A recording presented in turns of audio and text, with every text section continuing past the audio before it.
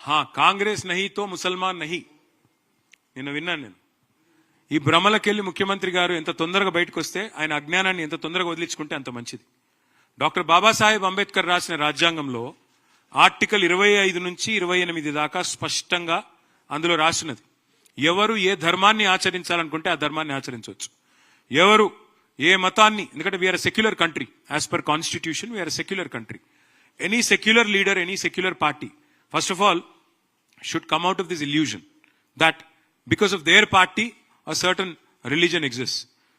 BJP లేకపోయినా హిందువులు ఉంటారు, కాంగ్రెస్ లేకపోయినా ముస్లింలు ఉంటారు, ఎవరు లేకపోయినా అందరూ ఉంటారు, భారతదేశం ఉంటుంది.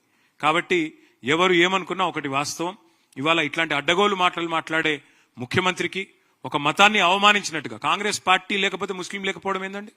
అంటే కాంగ్రెస్ పార్టీ పుట్టకముందు ముస్లిం లేరా?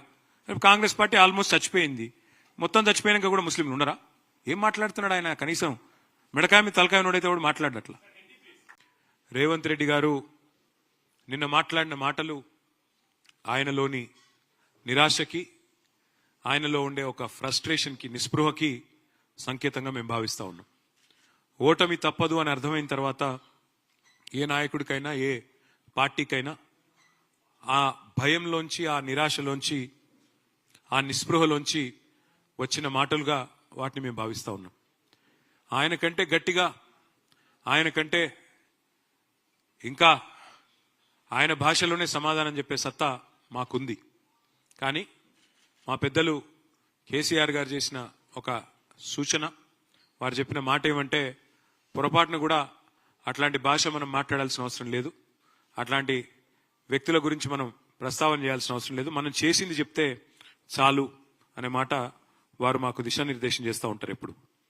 నేను అందుకే రేవంత్ రెడ్డి గారు నేను అడుగుతా ఉన్నా సూటిగా, నువ్వు నన్ను బూతులు తిట్టినా, నువ్వు నన్ను వ్యక్తిగతంగా తూలనాడినా, మీరున్నది ముఖ్యమంత్రి పదవిలో కాబట్టి నేను మిమ్మల్ని గౌరవంగానే మాట్లాడుతా ఉన్నా.